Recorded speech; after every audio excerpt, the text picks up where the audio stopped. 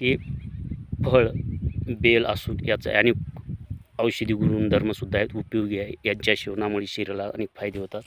याचा पालासुद्धा देवाच्या ह्याच्यासाठी पूजेसाठी वापरला जातो.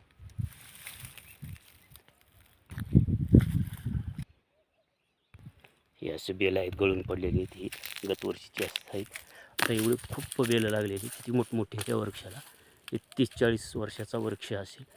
बघून घ्या हे बेल, हे अत्यंत गुणकारी बेल आहेत. बघा हे किती मोठा बेल आहेत.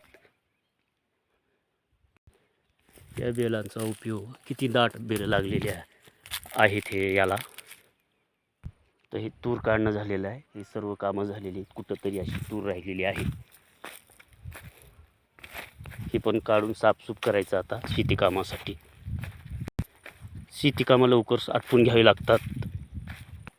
हे पण बेल वृक्ष याला सुद्धा खूप बेलं लागलेले आहेत. हे फळाचे सेवन केल्यामुळे हाडे मजबूत होतात, सांधेदुखी होत नाही.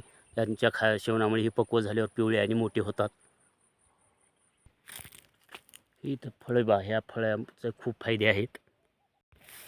ही वनस्पती पण औषधी वनस्पती, हिचा पशुचं दूध उत्पादन वाढण्यासाठी उपयोग होतो.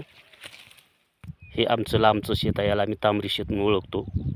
खूप लांब